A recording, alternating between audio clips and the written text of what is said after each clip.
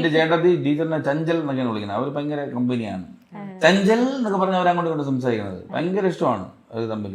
നമ്മൾ പറയുന്നില്ല ഇതെൻ്റെ ചേച്ചിയെ ഒന്ന് ഇഷ്ടപ്പെടണം എന്ന് ടീച്ചർ പറഞ്ഞിട്ട് അത്ര ടീച്ചർ നമ്മളെ ഫാമിലിയോട് അത്ര അറ്റാച്ച്ഡ് ആണ്.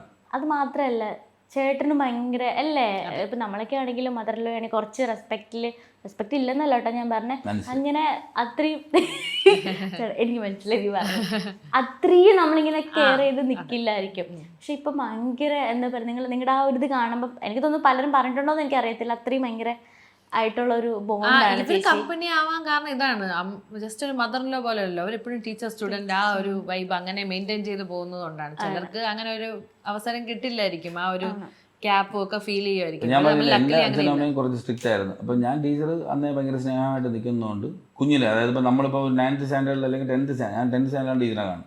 10th സ്റ്റാൻഡേർഡിൽ വരുമ്പോഴത്തേക്ക് ടീച്ചർ എങ്ങനെ കാണും നമ്മളെ. അപ്പം ഞാൻ ടീച്ചർ എന്നെ ഇങ്ങനെ അമ്മ വഴക്ക് പറഞ്ഞാൽ അപ്പം എനിക്ക് പെട്ടെന്ന് മുഖം മാറും.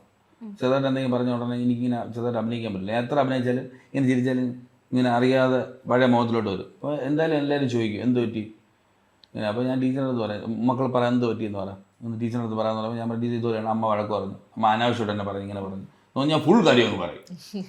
അപ്പോൾ അങ്ങനെ ടീച്ചറിനെ ഭയങ്കര ഇഷ്ടം. അപ്പോൾ ടീച്ചർ എൻ്റെ തരാതെ പോയിട്ട് അമ്മയല്ലേ പറഞ്ഞ വീട്ടിൽ തന്നെ പോകണം, ഫ്രണ്ട്സിനോട് കറങ്ങരുത്, തിരിച്ച് അമ്മയുടെ തന്നെ പോകണം, മിണ്ടണം എന്നൊക്കെ പറഞ്ഞ് ടീച്ചർ പറയും.